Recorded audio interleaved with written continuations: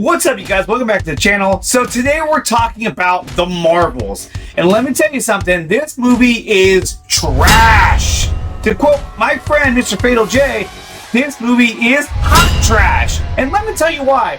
You see, I went into this film with very low expectations. Now, when it comes to the Marvels, I didn't know what the fuck to expect. But I was hoping to see something about the X-Men, and it did have that, but not until the very end. But the entire story didn't make really much sense at all. In fact, the first half of the movie wasn't really even that bad. I was actually starting to like the movie, and then they reached a plot point where they had to go to a water planet called Elena, I don't give a fuck what it was called, it doesn't really matter. They go there, and what do? They start fucking singing. The planet is a singing planet, and that's how they communicate. I swear to God, this had to have been the biggest waste of fucking time I've ever had in a theater ever since The Last Jedi. This entire scene could have been cut from the movie, and it would not have fucking mattered in the overall storyline. I mean, it was such a waste of time.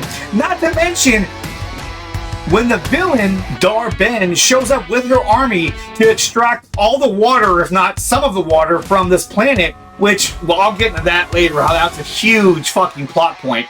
Prince Yan and his fucking singing army engage in battle along with the Marvel. As they're chasing Dar-Benn under heavy attack, what happens? Kamala opens up a portal, a jump point, and they shoot to a different part of the galaxy. And they leave them behind. They don't ever go back there to save them. So it's like, they were under attack, you ditched them, and now they're supposed to fend for themselves? I just think that's so counterproductive, and that's the opposite of what a hero should do. The other problem I have with this movie is this. Dar-Benn is trying to extract air, water, and recharge their sun for the homeworld of Hala, which is the Kree homeworld. But let me get this straight. You're extracting air from a different planet to your planet. You're extracting billions of gallons of water from one planet to another planet. Did you ever think about microorganisms, bacteria, and how essentially you're talking about an entire annihilation of your own planet? Because there's no way that your civilization will be able to drink that water, breathe that air, and be singing Kumbaya. No, that's a world extinction event because you have no immunities to whatever microbes or single-celled organisms are living in the air or in the water. Now let's talk about Nick Fury.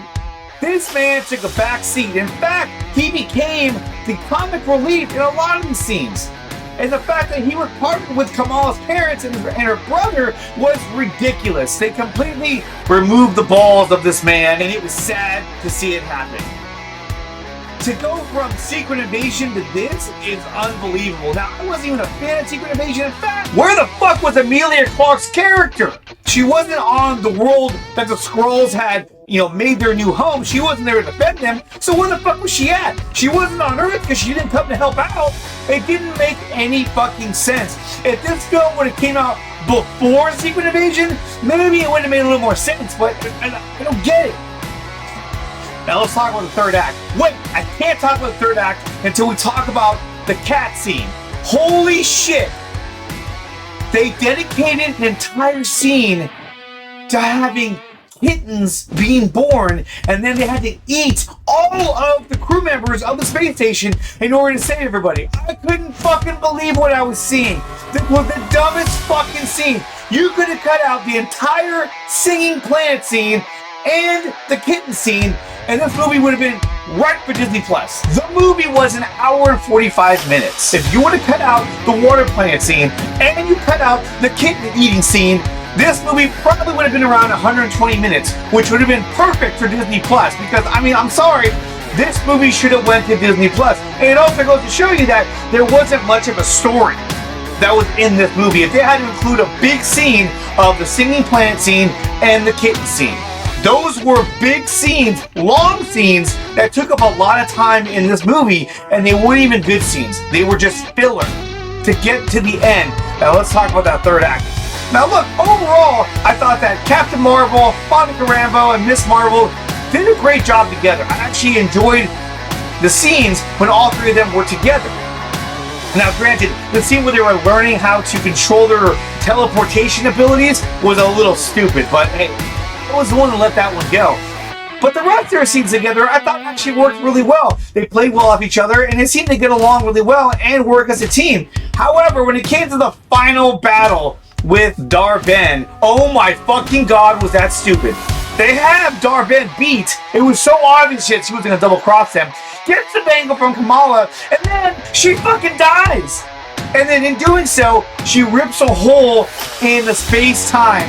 And somehow Monica Rambeau is able to eyeball that shit and say, hey, that's not another point in time, that's another reality based on the kind of energy that we use. Now, how the fuck she figured that out is completely beyond me. But she did. And then she has this plan where, hey, well, if you shoot me and you shoot me with the energy, I should be able to, just pull that reality back together again. I mean, we're not even talking about what levels of energy or anything, just, hey, as long as you shoot me and you shoot me, that will be as strong as both bangles. Didn't make any fucking sense. She flies out there, she pulls reality together, but she does it from the other side. Why wouldn't you do it from that side? Why wouldn't you do it from the side where you wouldn't get stuck in a reality in which you don't know what's going on? It doesn't make any sense. The best scene really was the end credit scenes, where you see Kamala meet with Kate Bishop and marks the beginnings of the Young Avengers. And then we get to the grand finale end credit scene, the scene that everyone was waiting for, the scene that I was waiting for. About halfway through the movie, I thought, man, I cannot wait to get to the second end credit scene. I want to see this ship so bad. Monica Rambeau wakes up next to a woman she thinks is their mother.